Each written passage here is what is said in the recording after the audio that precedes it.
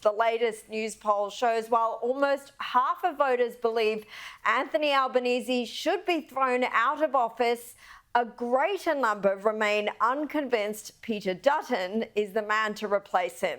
And the primary vote for Labor and the coalition also did not shift, respectively, staying on 34% and 35%, meaning a hung parliament is still a very real possibility. Kel, it looks like Albanese could well be dependent on those Teals or, dare I say it, the Greens. Well, which is a frightening prospect. Very. It's 2010 all over again. Remember Gillard with her famous promise of there will be no carbon tax under the government I lead, and she couldn't keep it because Bob Brown and the Greens stopped her from keeping it. What it means is if we go into a minority government where Albanese is dependent on the Greens, every promise is out the window. It depends on what they will allow. So it is the worst possible outcome. I suspect what he would like to do would be to get the crossbench with Teals and a few others together so the Greens are out of it.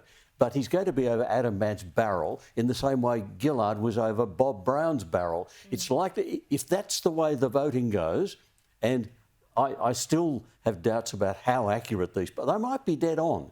But I still have doubts as to whether they're really measuring everything that's going on in the community. But if they're right, and that's it, then pack up your bags. Well, we will talk about some of the forgotten Australians that Peter Dutton says are not captured by that kind of polling in a minute. But Joe, I mean, I think Keller's right here. The Labor's already formed these preference deals with the Greens. So what's to say they wouldn't make deals with them despite Albanese's assurances? Because they don't have to. What are the Greens going to do? Make Peter Dutton Prime Minister?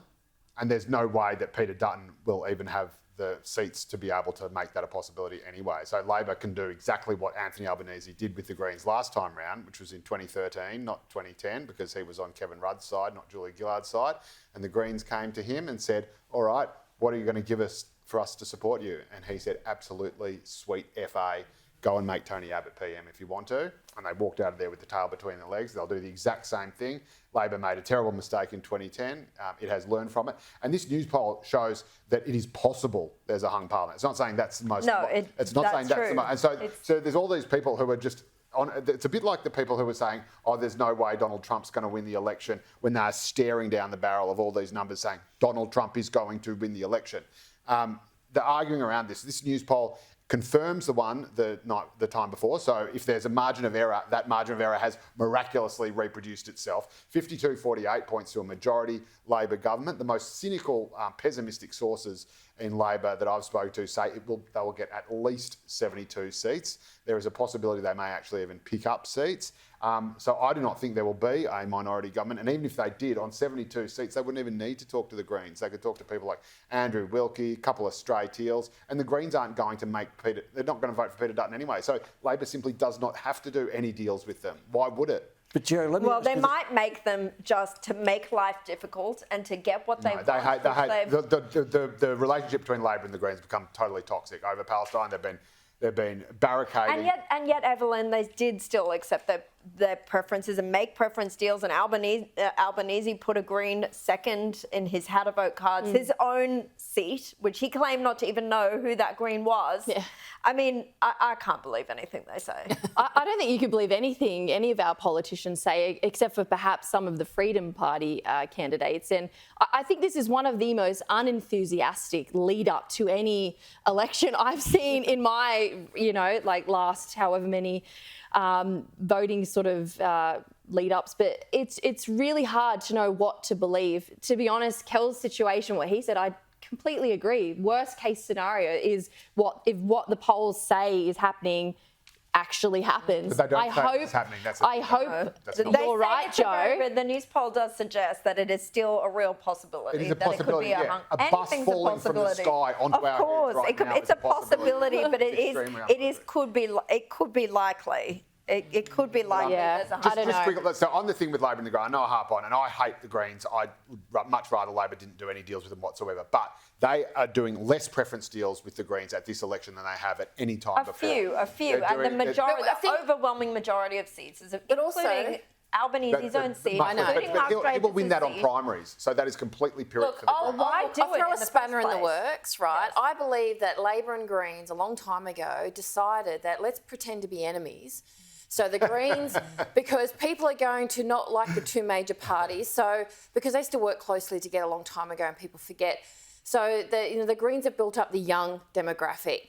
So Labor's like, you be our enemy, you get all the young people, and then we'll work together once we get in, right?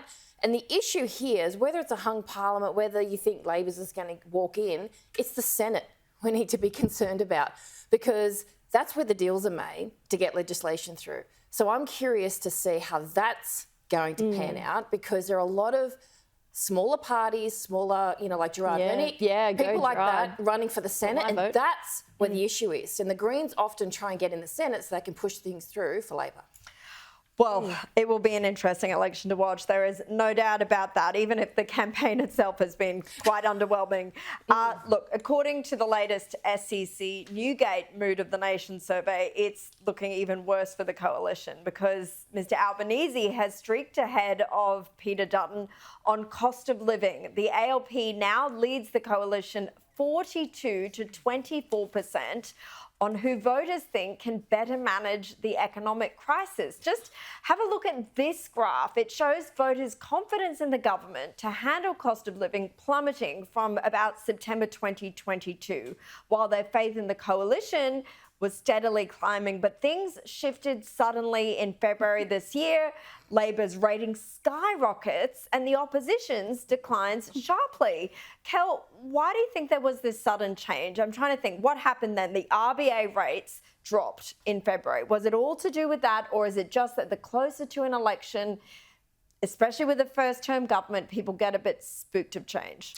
Look, can I be honest, I really find it very hard to understand, because you would think that in the end, in fact, a good friend of mine, Hugh Mackay, one of the great researchers in Australia, used to say a whole lot of political speeches and a whole lot of political advertising has no impact. It's real life that has an impact.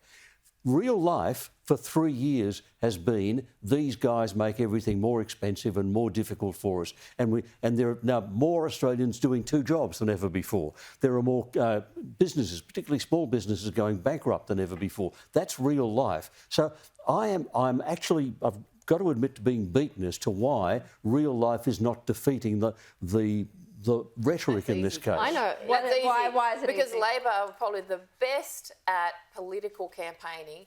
They just lie. They just tell you exactly what you want to hear. And in a time of hopelessness and fear, when you're really desperate, you will latch on to anyone that's going to tell you that things will get better and get better with us. And the coalition have failed with that. The coalition kind of handpick key things and they jump around, and they haven't been strong on their message to say, we are the solution to fix this. But Labor just pushes through. They don't apologise for anything. They haven't talked about the past and the mistakes they've made. They just said, we're the ones to help you. You know what happened in February? Dutton opened his mouth. I'm serious.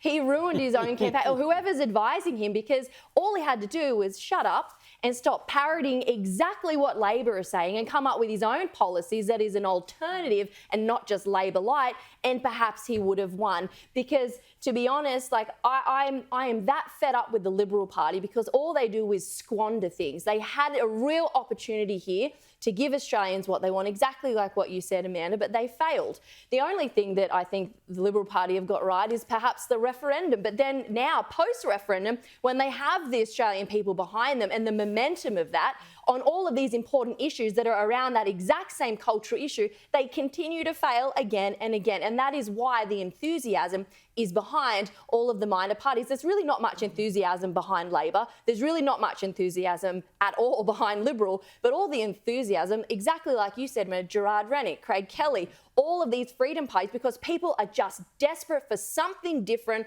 than the same crap that we've been having for the last 3 years, and that's all Liberal are offering. And the polling does show that the support for major parties is at a record low.